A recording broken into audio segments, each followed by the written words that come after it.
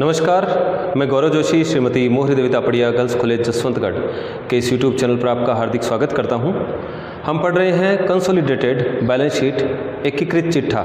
इस चैप्टर का 5वां क्वेश्चन आज की क्लास में सॉल्व करेंगे। क्वेश्चन है, एम लिमिटेड ने पी लिमिटेड के 8000 अंश 1 अप्रैल 2017 को क्रय किए। वर्ष के प्रारंभ में ही 1 अप्रैल 2017 को एम लिमिटेड ने पी लिमिटेड के 8000 अंश खरीदे हैं। तो एम लिमिटेड सूत्रधारी कंपनी है और पी लिमिटेड सहायक कंपनी है। बैलेंस शीट दी गई है दोनों कंपनियों की, और ये बैलेंस शीट जो है, ये बैलेंस शीट है 31 मार्च 2018 की, वर्ष की समाप्ति की बैलेंस शीट है। इक्विटी शेयर कैपिटल दी गई है एम लिमिटेड की 20 लाख रुपए, पी लिमिटेड की 10 लाख रुपए की। जनरल रिजर्व का ओपनिंग बैलेंस है 1/4/2017 को 4 लाख रुपए और पी लिमिटेड का है 2 लाख रुपए का। Statement of profit and loss account 1/4/2017 का, यानी कि ओपनिंग बैलेंस दिया गया है लाभ हानि खाते का। एम लिमिटेड के लाभ हैं 1 लाख रुपए के और पी लिमिटेड के लाभ हैं 60,000 रुपए के। प्रॉफिट फॉर द ईयर 17-18 2017-18 में जो लाभ कमाया गया है वर्ष के दौरान, वो दिया गया है। एम लिमिटेड ने 2 लाख रुपए का लाभ कमाया और पी लिमिटेड ने 80,000 का लाभ कमाया। बिल्स पेबल दिए गए हैं 30,000 के और 10,000 के। क्रेडिटर्स हैं 1 लाख रुपए के एम लिमिटेड के और 1 लाख रुपए के ही पी लिमिटेड के। इस प्रकार से एम लिमिटेड की लाइबिलिटीज़ का टोटल है 28,30,000 रुपए और पी लिमिटेड की लाइबिलिटीज़ का टोटल है 14,50,000 रुपए। एसेट साइड में देखें तो लैंड एंड बिल्डिंग दी गई है 5 लाख रुपए की एम लिमिटेड की और पी लिमिटेड की 3 लाख रुपए की। प्लांट एंड मशीनरी है 5 लाख की और 6 लाख की। 8,000 इक्विटी शेयर्स जो पी लिमिटेड के खरीदे हैं एम लिमिटेड ने, वो एम लिमिटेड की बैलेंस शीट में एसेट साइड में दिखाए गए हैं 10 लाख रुपए के। 8,000 अंश और इनकी लागत आई है 10,000 रुपए की। क्लोजिंग स्टॉक, दोनों कंपनियों का क्लोजिंग स्टॉक दिया गया है 1,50,000 रुपए और 1 लाख रुपए का। BR बिल्स रिसीवेबल्स डेटर के जैसे ही होते हैं। बिल्स रिसीवेबल्स हैं 1 लाख रुपए के एम लिमिटेड के और 1,20,000 के पी लिमिटेड के। डेटर्स दिए गए हैं 1 लाख के और 1,20,000 के। कैश दिया गया है एम लिमिटेड का 5 लाख का और पी लिमिटेड का 3,20,000 का। तो इस प्रकार से 31 मार्च 2018 को समाप्त होने वाले वर्ष के लिए बैलेंस शीट दी गई है। अन्य सूचनाएं दी गई है जिनमें कहा गया है कि एम लिमिटेड के BR में एम लिमिटेड का जो बिल्स रिसीवेबल है 80,000 के, एम लिमिटेड के BR में 10,000 रुपये ऐसे शामिल हैं जिन्हें पी लिमिटेड ने स्वीकार किया है। तो ये जो बिल्स रिसीवेबल में 80,000 रुपये दिखाए गए हैं एम लिमिटेड के, इन 80,000 रुपये में 10,000 रुपये ऐसे शामिल हैं जो पी लिमिटेड द्वारा चुकाए जाने हैं, यानी कि पी लिमिटेड ने स्वीकार किए हैं। तो पी लिमिटेड के लायबिलिटी साइड में 10,000 रुपये के बिल्स पेबल दिखाए गए हैं जो कि देय हैं एम लिमिटेड को। ये इंटर कंपनी ट्रांजैक्शन की वजह से है। दूसरा, एम लिमिटेड के देनदारों में 50,000 रुपये ऐसे शामिल हैं जो पी लिमिटेड द्वारा देय हैं, यानी कि एम लिमिटेड पी लिमिटेड को माल बेचता है। तो एम लिमिटेड के BR में 10,000 रुपये ऐसे शामिल हैं जो पी लिमिटेड से लेने हैं, जो कि पी लिमिटेड के बिल्स पेबल में हैं। और एम लिमिटेड के डेटर्स 1 लाख रुपए के दिए गए हैं। तो एम लिमिटेड के डेटर्स में 50,000 रुपये ऐसे शामिल हैं जो पी लिमिटेड द्वारा चुकाए जाने हैं। पी लिमिटेड के इन क्रेडिटर्स में वो शामिल हैं। तीसरी सूचना दी गई है कि पी लिमिटेड के स्टॉक में, अब एम लिमिटेड द्वारा पी लिमिटेड को माल बेचा जाता है, तो पी लिमिटेड का जो क्लोजिंग स्टॉक है, उस क्लोजिंग स्टॉक में 60,000 रुपये का माल एम लिमिटेड से क्रय किया हुआ शामिल है। क्लोजिंग स्टॉक दिया गया है, क्लोजिंग स्टॉक है 1 लाख रुपए का पी लिमिटेड का। इस 1 लाख रुपए में 60,000 रुपये ऐसे हैं, 60,000 रुपये का माल ऐसा है जो एम लिमिटेड से खरीदा गया है और जिसे एम लिमिटेड ने लागत पर 25% लाभ जोड़कर बेचा था। तो इन सूचनाओं के आधार पर और बैलेंस शीट के आधार पर हम कंसोलिडेटेड बैलेंस शीट एकीकृत चिट्ठा बनाएंगे। तो सबसे पहले हम जो है पी लिमिटेड की नेटवर्थ ज्ञात करेंगे। हम कैलकुलेट करेंगे पी लिमिटेड की net worth. Calculation of net worth of P limited. तो पी लिमिटेड की नेटवर्थ ज्ञात करेंगे। नेटवर्थ ज्ञात करने के लिए सबसे पहले हम लेते हैं equity share capital. P limited की इक्विटी शेयर कैपिटल है 10 लाख रुपए की। इक्विटी शेयर कैपिटल के बाद में हम जनरल रिजर्व या कैपिटल रिजर्व का ओपनिंग बैलेंस लेते हैं, वो ऐड करते हैं कैपिटल में। तो यहाँ पर जनरल रिजर्व का ओपनिंग बैलेंस दिया हुआ है, जनरल रिजर्व 1/4/2017 को पी लिमिटेड के हैं 2 लाख रुपए के। अब अगर लाभ हानि खाते का ओपनिंग बैलेंस दिया हुआ हो तो वह भी लेते हैं, नेटवर्थ में शामिल करते हैं।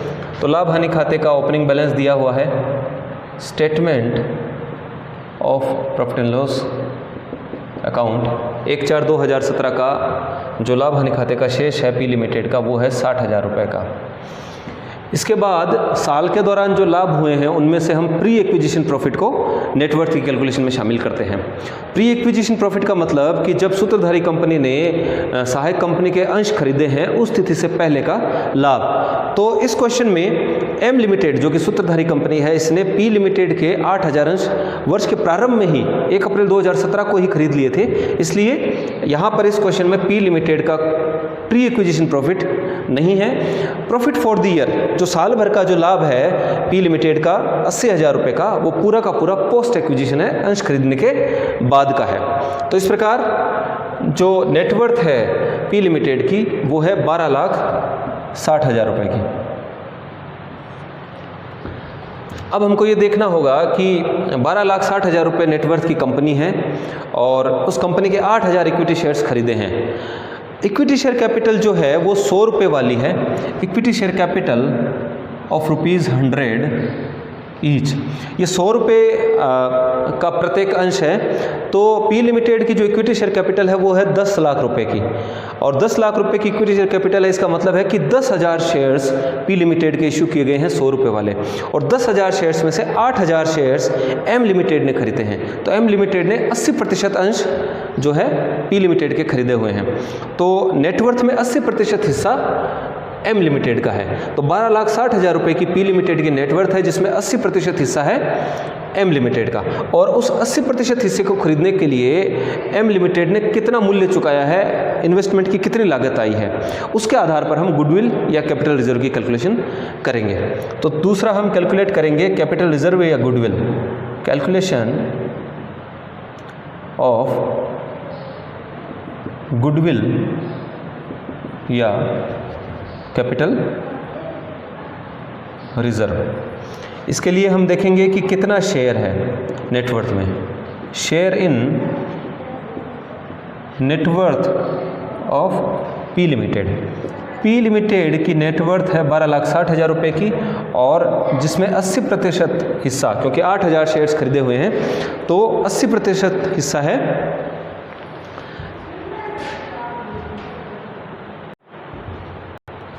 12,60,000 रुपये का 80% है 10,08,000 रुपये। तो पी लिमिटेड की नेटवर्थ में 10,08,000 रुपये का हिस्सा है एम लिमिटेड का, और एम लिमिटेड ने इस हिस्से को खरीदने के लिए जो लागत आई है इन्वेस्टमेंट की वो आई 10 लाख रुपए की। तो 8,000 इक्विटी शेयर्स के लिए 10 लाख रुपए चुकाए और 80% हिस्सा हासिल किया, और जो पी लिमिटेड की नेटवर्थ है 12,60,000 रुपये की, उसमें 80% हिस्सा यानी कि 10,08,000 रुपये का हिस्सा एम लिमिटेड का है। तो जो नेटवर्थ के बदले जो इन्वेस्टमेंट की लागत आई है वो कम है, इसलिए 8,000 रुपये कैपिटल रिजर्व माने जाएंगे।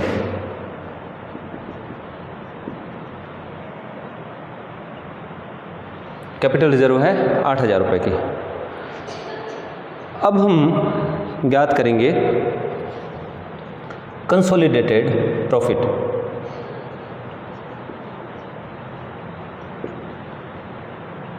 Consolidated profit of M limited. तो इसमें सबसे पहले ओपनिंग बैलेंस लेते हैं लाभ हानि खाते का।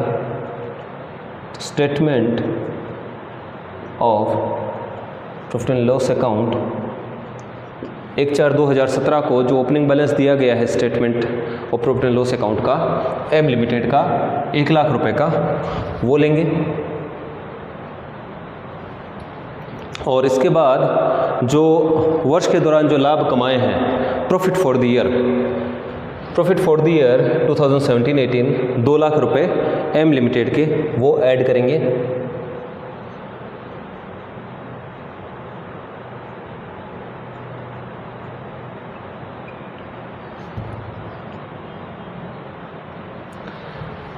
लेकिन एक्चुअल में एम लिमिटेड ने 2 लाख रुपए के प्रॉफिट नहीं कमाए हैं, क्योंकि क्वेश्चन में कहा गया है कि पी लिमिटेड के स्टॉक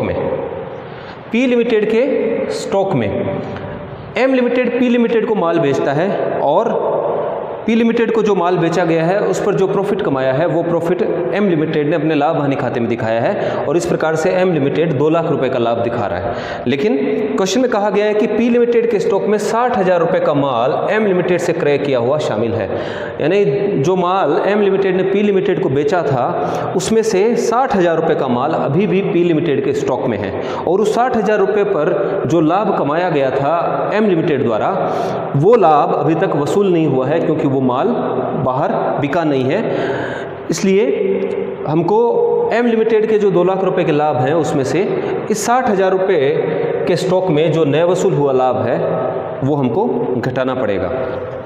तो लेस करेंगे, प्रॉफिट फॉर द ईयर में से हम लेस करेंगे unrealised profit in closing stock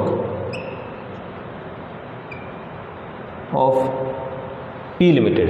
P limited के क्लोजिंग स्टॉक में 60,000 रुपए के स्टॉक में जो लाभ जुड़ा हुआ है वो अभी तक वसूल नहीं हुआ है, और उस लाभ को हमको जो है एम लिमिटेड के लाभों में से घटाना पड़ेगा। तो अनरियलाइज्ड प्रॉफिट की कैलकुलेशन करेंगे। अनरियलाइज्ड प्रॉफिट कैसे ज्ञात करेंगे? माना कि जो 60,000 रुपए है वो कहा गया है कि लाभ कितना जोड़ा जाता है, एम लिमिटेड ने लागत पर 25% लाभ जोड़कर बेचा था, लागत पर 25% लाभ जोड़ा है, यानी कि अगर 100 रुपये लागत की कोई वस्तु है तो उस पर 25% लाभ जोड़कर उसको 125 रुपये में बेचा गया है। तो 60,000 रुपये का माल बेचा गया है, इसको मानेंगे कि ये 125 के बराबर है, और इस पर 25 रुपये लाभ कमाया गया है। तो 60,000 में 125 का भाग लगाकर अगर 25 से गुणा करें तो लाभ की राशि ज्ञात हो जाएगी। तो 60,000 में 125 का भाग लगाया और 25 से गुणा करते हैं तो आता है 12,000 रुपये। तो 60,000 रुपये का जो स्टॉक पड़ा है उस 60,000 के स्टॉक में 12,000 रुपये का लाभ जुड़ा हुआ है, और वो 12,000 रुपये का लाभ अभी तक जो है माल नहीं बिकने की वजह से एम लिमिटेड को वसूल नहीं हुआ है। तो एम लिमिटेड ने जो 2 लाख रुपए के लाभ दिखा रखे हैं वो वास्तविक नहीं है, उसमें से जो 12,000 रुपये के लाभ हैं वो अभी तक वसूल नहीं हुए हैं, इसलिए इसको घटा देंगे, और जो प्रॉफिट कमाए गए हैं एम लिमिटेड द्वारा वो कमाए गए हैं 1,88,000 रुपये के। तो इन दोनों का टोटल कर लेंगे, 1 लाख और 1,88,000 रुपये, और ये टोटल यहाँ ऊपर लेके जाएंगे 2,88,000 रुपये। तो ये एम लिमिटेड का प्रॉफिट है। ओपनिंग बैलेंस था 1 लाख रुपये का, और साल भर में 1,88,000 रुपये के लाभ कमाए हैं, और यहाँ हम कंसोलिडेटेड प्रॉफिट निकाल रहे हैं। तो अब इन लाभों में जो पी लिमिटेड के लाभ हैं वो भी ऐड कर देंगे। तो share in post acquisition profits of P limited.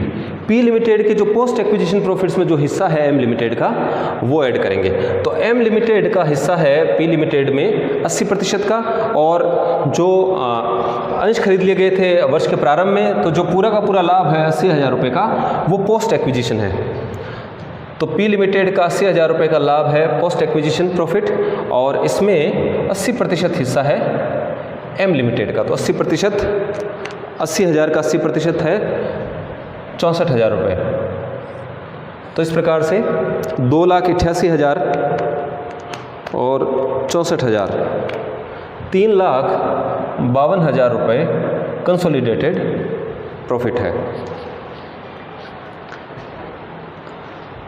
तो एक बार जो कैलकुलेशन हमने की है इनको हम ऊपर लिख लेते हैं।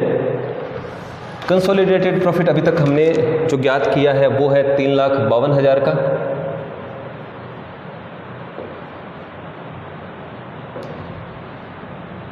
$3,52,000 का, और कैपिटल रिजर्व हमने निकाला है, कैपिटल रिजर्व है 8,000 रुपये का। अब इस क्वेश्चन में माइनॉरिटी शेयर होल्डर का हिस्सा भी है, क्योंकि 80% शेयर्स तो एम लिमिटेड ने खरीदे हैं, बाकी जो 20% शेयर्स हैं वो बाह्य अंशधारियों ने खरीदे हैं, जिनको हम अल्पमत अंशधारी माइनॉरिटी शेयर होल्डर्स कहते हैं। तो चौथी कैलकुलेशन करेंगे हम माइनॉरिटी शेयर होल्डर्स के इंटरेस्ट की। Minority share holders interest. तो माइनॉरिटी शेयर होल्डर्स इंटरेस्ट की कैलकुलेशन के लिए सबसे पहले हम शामिल करेंगे share in net worth.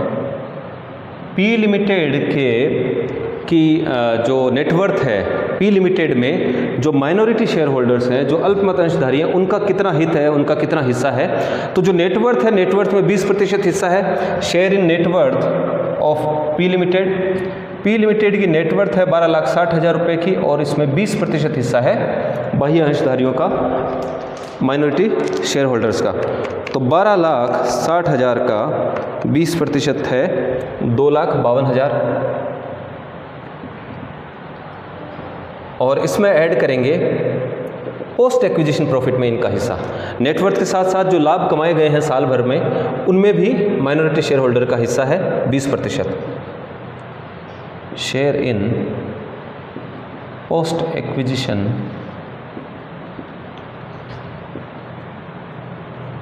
Profits of P limited. 80,000 के लाभ कमाए गए हैं साल भर में, जो कि पूरे के पूरे पोस्ट एक्विजिशन है, और इसमें 20% हिस्सा माइनॉरिटी शेयर होल्डर्स का है। 80,000 का 20% है 16,000 रुपये। तो 2,52,000 और 16,000, 2,68,000 रुपये माइनॉरिटी शेयर होल्डर्स का इंटरेस्ट है। तो माइनॉरिटी शेयर होल्डर्स इंटरेस्ट है 2,68,000 रुपये का।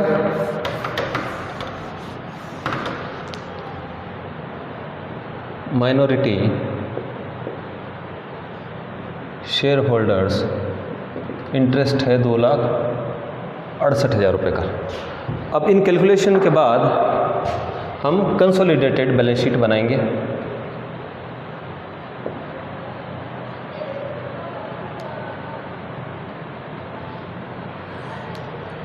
कंसोलिडेटेड बैलेंस शीट में सबसे पहले दिखाएंगे equity share capital.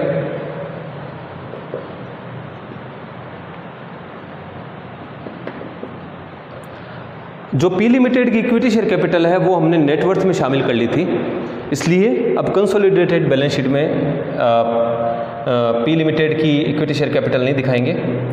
Equity share capital केवल एम लिमिटेड की दिखाई जाएगी, 20 लाख रुपए।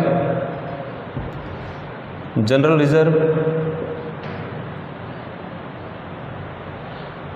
रिजर्व का जो ओपनिंग बैलेंस है पी लिमिटेड का, वो हमने पी लिमिटेड की नेटवर्थ की कैलकुलेशन में शामिल कर लिया था, इसलिए कंसोलिडेटेड बैलेंस शीट में नहीं दिखाया जाएगा। यहाँ केवल एम लिमिटेड का जो जनरल रिजर्व का बैलेंस है 4 लाख रुपए, वही दिखाया जाएगा। और इसके बाद दिखाएंगे प्रॉफिट्स की जगह दिखाएंगे कंसोलिडेटेड प्रॉफिट, और कंसोलिडेटेड प्रॉफिट हमने कैलकुलेट किए थे 3,52,000 रुपये के। कंसोलिडेटेड प्रॉफिट के बाद हम दिखाएंगे कैपिटल रिजर्व।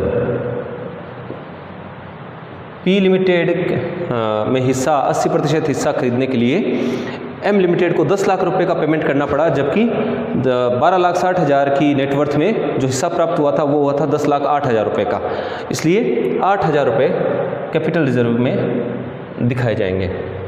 और लायबिलिटी साइड में माइनॉरिटी शेयर होल्डर्स का हिस्सा भी दिखाया जाएगा। Minority share holders interest, minority share holders का इंटरेस्ट है 2,68,000 रुपये का, जो हम कैलकुलेट कर चुके हैं। तो इक्विटी शेयर कैपिटल हो गई, इसके बाद रिजर्व्स एंड सरप्लस और माइनॉरिटी शेयर होल्डर का हिस्सा। इसके बाद हम दिखाएंगे बिल्स पेएबल। बिल्स पेएबल 30,000 रुपये और 10,000 रुपये के दिए हुए हैं एम लिमिटेड और पी लिमिटेड के। अन्य सूचनाएं अगर देखें तो कहा गया है कि एम लिमिटेड के बीआर में 10,000 रुपये ऐसा शामिल है जिन्हें पी लिमिटेड ने स्वीकार किया है, यानी कि पी लिमिटेड के जो बिल्स पेएबल हैं 10,000 रुपये के, वो देय हैं, चुकाने हैं किसको? एम लिमिटेड को। तो ये इंटर कंपनी ट्रांजैक्शन है। तो जब हम कंसोलिडेटेड बैलेंस शीट बनाते हैं तो इंटर कंपनी ट्रांजैक्शन को हम हटा देते हैं।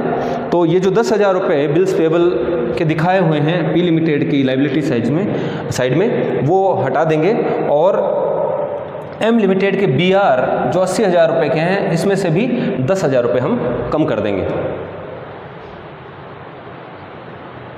तो बिल्स पेबल 30,000 रुपये के तो हैं एम लिमिटेड के और 10,000 रुपये के बिल्स पेबल थे पी लिमिटेड के जो कि चुकाने थे एम लिमिटेड को। इंटर कंपनी ट्रांजैक्शन होने की वजह से इनको हम हटा देंगे और bills payable consolidated balance sheet में दिखाए जाएंगे केवल 30,000 रुपये के ही। Creditors,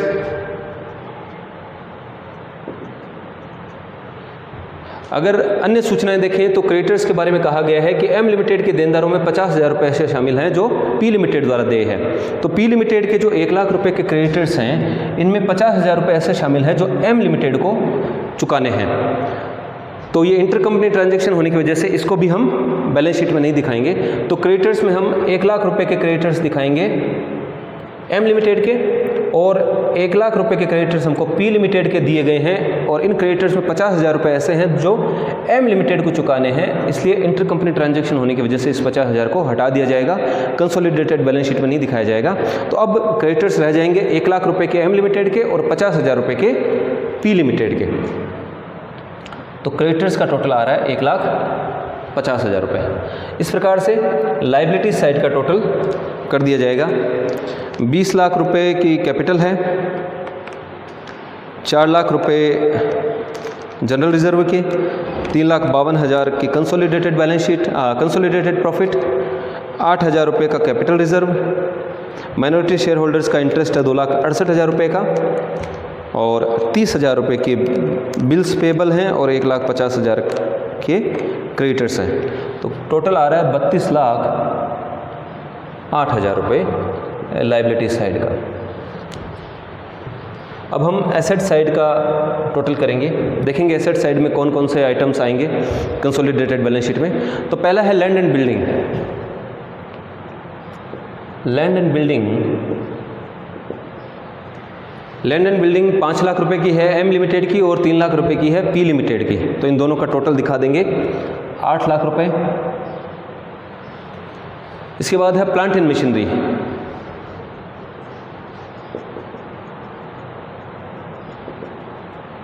plant and machinery M limited की है 5 लाख की और 6 लाख की है पी लिमिटेड की। तो दोनों का टोटल 11 लाख रुपए कंसोलिडेटेड बैलेंस शीट में दिखा देंगे। 8,000 इक्विटी शेयर्स जो पी लिमिटेड में खरीदे थे एम लिमिटेड ने, वो एम लिमिटेड के एसेट साइड में दिखाए हुए हैं। तो इनको हम इंटर कंपनी ट्रांजैक्शन होने की वजह से, क्योंकि ये जो शेयर्स हैं, ये जो इन्वेस्टमेंट हैं एम लिमिटेड ने जो किए हैं वो पी लिमिटेड में किए हैं, और लेकिन हम यहाँ पर कंसोलिडेटेड बैलेंस शीट बना रहे हैं, दोनों का एकीकृत चिट्ठा बना रहे हैं, इसलिए इन इन्वेस्टमेंट्स को हम कंसोलिडेटेड बैलेंस शीट में नहीं दिखाएंगे। अगला है क्लोजिंग स्टॉक। क्लोजिंग स्टॉक 1,50,000 रुपये का है एम लिमिटेड का और पी लिमिटेड का है 1 लाख रुपये का। पी लिमिटेड का जो क्लोजिंग स्टॉक है 1 लाख रुपये का, इस 1 लाख रुपये में 60,000 रुपये का माल ऐसा है जो एम लिमिटेड से खरीदा गया था, और ये 60,000 रुपये का माल विक्रय मूल्य पर दिखाया गया है, यानी कि इसमें लाभ भी जुड़ा हुआ है। लेकिन जब हम बैलेंस शीट में दिखाएंगे तो इसको लागत पर दिखाएंगे। तो इस 1 लाख रुपये के क्लोजिंग स्टॉक में जो पी लिमिटेड की बैलेंस शीट में दिखाया हुआ है, इसमें 60,000 रुपये का ऐसा माल है जो विक्रय मूल्य पर दिखाया गया है और जिसमें 12,000 का प्रॉफिट जुड़ा हुआ है। तो 12,000 रुपये इसमें से हम कम करेंगे अनरियलाइज्ड प्रॉफिट के। तो क्लोजिंग स्टॉक दिखाएंगे। क्लोजिंग स्टॉक दिखाया जाएगा 1,50,000 रुपये एम लिमिटेड का और 1 लाख रुपये पी लिमिटेड का, जिसमें से 12,000 रुपये हम अनरियलाइज्ड प्रॉफिट के कम कर देंगे। तो 1,50,000 प्लस 88,000, 2,38,000 रुपये का क्लोजिंग स्टॉक दिखाया जाएगा। फिर है बिल्स रिसीवेबल्स।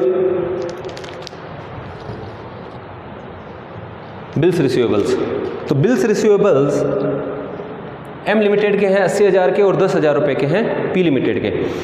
जो 80,000 रुपये के बिल्स रिसीवेबल्स हैं एम लिमिटेड के, इन बिल्स रिसीवेबल्स में 10,000 रुपये ऐसे शामिल हैं जो पी लिमिटेड से लेने हैं। तो इंटर कंपनी ट्रांजैक्शन होने की वजह से इन 10,000 को हटा दिया जाएगा। तो एम लिमिटेड के 80,000 में से 10,000 रुपये के बिल्स रिसीवेबल पी लिमिटेड से रिलेटेड हैं, जो हम हटा देंगे, और 10,000 रुपये के बिल्स रिसीवेबल पी लिमिटेड के हैं, वो ऐड कर देंगे। तो ये 80,000 रुपये टोटल आ रहा है इनका। बिल्स रिसीवेबल्स दिखाए जाएंगे 80,000 रुपये के। डेटर्स के बारे में भी क्वेश्चन में कहा गया है कि एम लिमिटेड के देनदारों में 50,000 रुपये ऐसे शामिल हैं जो पी लिमिटेड द्वारा देय है। तो जो 1 लाख रुपये के डेटर्स दिखाए हुए हैं एम लिमिटेड के बैलेंस शीट में, इसमें 50,000 रुपये ऐसे हैं जो पी लिमिटेड से लेने हैं। तो इसलिए इंटर कंपनी ट्रांजैक्शन होने की वजह से कंसोलिडेटेड बैलेंस शीट में ये नहीं दिखाया जाएगा।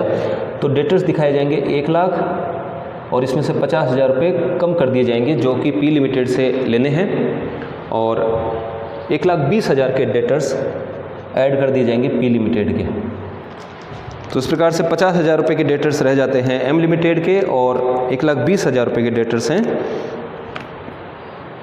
पी लिमिटेड के। तो एम लिमिटेड के डेटर्स हैं 50,000 के, और पी लिमिटेड के हैं 1,20,000 के। टोटल है 1,70,000 रुपये, और दोनों का टोटल, कैश का टोटल करके 8,20,000 रुपये दिखाए जाएंगे। और इन सब का टोटल कर लेंगे तो 8 लाख रुपये, 8 लाख, 11 लाख प्लस 2,38,000, 80,000, 1,70,000 और 8,20,000। तो एसेट साइड का टोटल भी आ रहा है 32,08,000 रुपये का। तो एसेट साइड का टोटल है 32,08,000 का, और लायबिलिटी साइड का टोटल भी है 32,08,000 का। तो इस प्रकार से हमने इस क्वेश्चन में कंसोलिडेटेड बैलेंस शीट बनाई। मैं आशा करता हूं कि आज की क्लास में हमने जो भी पढ़ा आपको अच्छे से समझ में आया होगा। इस वीडियो को लाइक कीजिए, शेयर कीजिए, और हमारे YouTube चैनल को सब्सक्राइब कीजिए। धन्यवाद।